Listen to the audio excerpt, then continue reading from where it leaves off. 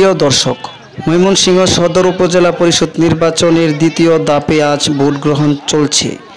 এবারের নির্বাচনে ময়মনসিংহ সদর উপজেলায় চেয়ারম্যান পদে 5 জন, ভাইস চেয়ারম্যান পদে 5 জন ও মহিলা ভাইস চেয়ারম্যান পদে 2 জন প্রার্থী প্রতিদ্বন্দ্বিতা করছেন।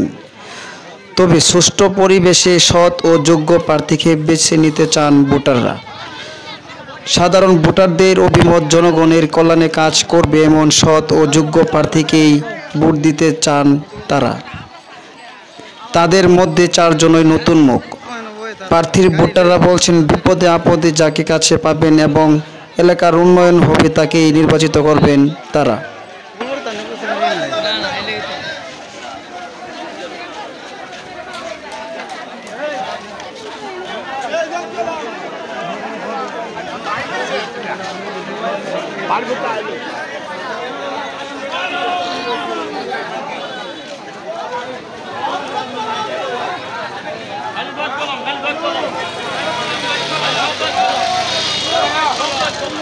সব দোষ কলো সব সাইড পায় আলি সাইড পায় আলি সাইড পায় পরের নেতা একটাই কথা আছে একমাত্র সাইড আলি সাইড